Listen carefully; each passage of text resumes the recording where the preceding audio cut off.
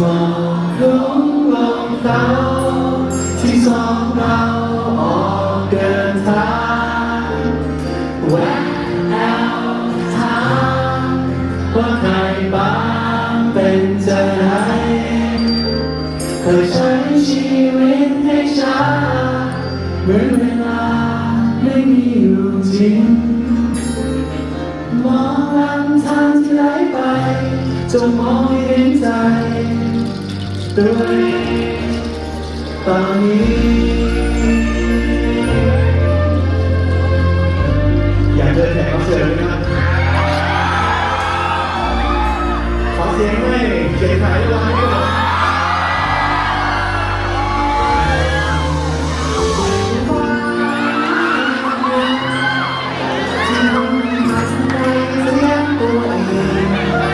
อยู่โล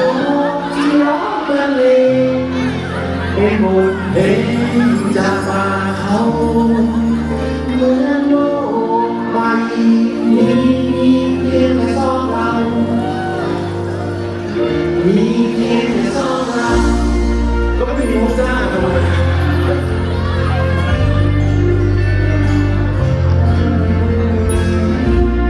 เป็นเขียนขายเกตเลยนะ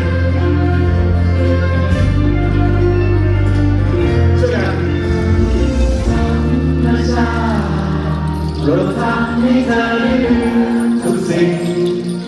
ที่ตรงนี้ไม่มีอดีตไม่มีแม้การเวลา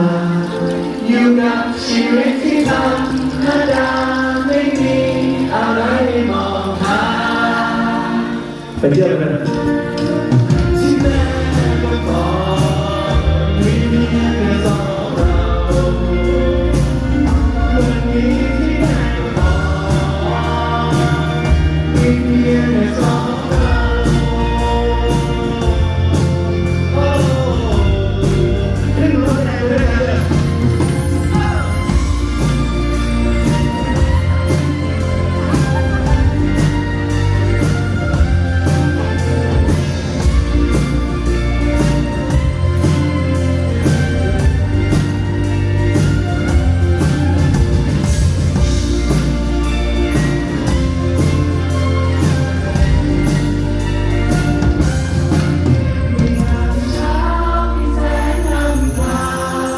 จงเปิดทางที่เธอต้องไป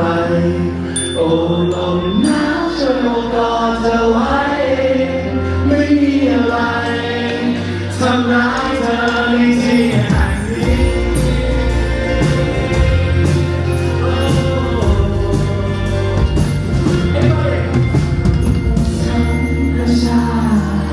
เราทำให้เธอได้ลืมทุกสิ่งที่ตรงนี้ไม่มีอดี